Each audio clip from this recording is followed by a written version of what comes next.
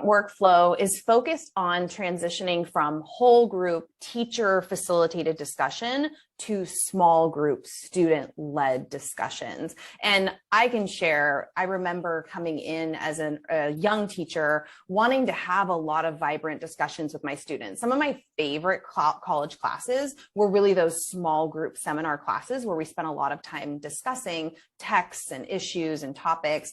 And then I entered the classroom and I would try to lead a discussion, and it was infuriating. It was so frustrating. It was just like the same kids, my discussion dominators, talked every time. And then the rest of the class just looked like they wanted to disappear. And when I think back on those whole group discussions, it was a lot of energy for me feeling like trying to pull kids in and connect ideas and help to build up some of their initial concepts into kind of more complete ideas.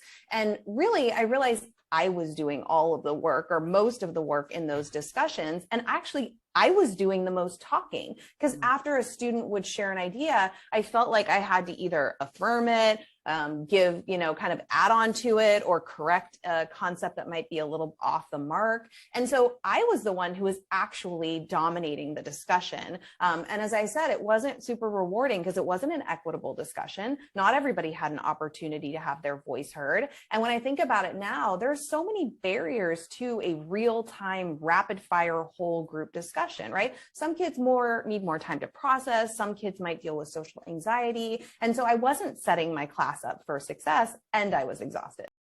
I always think about it as like a game of like ping pong, because it was like I was on one side of the table and like 35 of them were on the other side, because no matter what anyone said, it kind of had to come back to me. Yep. So it would be like someone would say something, then I'd be like, oh, Catlin, what do you think about what she said? And it was always like boom, boom, boom, boom, boom.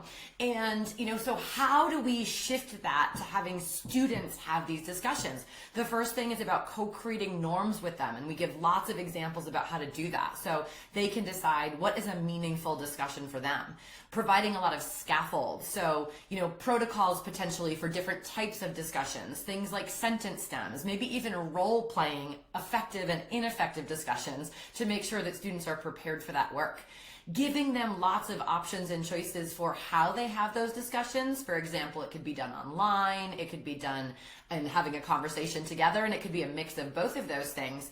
And it's also incredibly important that every time we have a discussion, we help students to self-reflect on the effectiveness of that discussion in changing the way that they think and changing the way that they learn. So this chapter is full of these different ideas and concrete strategies to help students to have these discussions, so you can go and observe and listen, because people who do the most talking often are doing a lot of the thinking, and we need to allow our students to do that for themselves.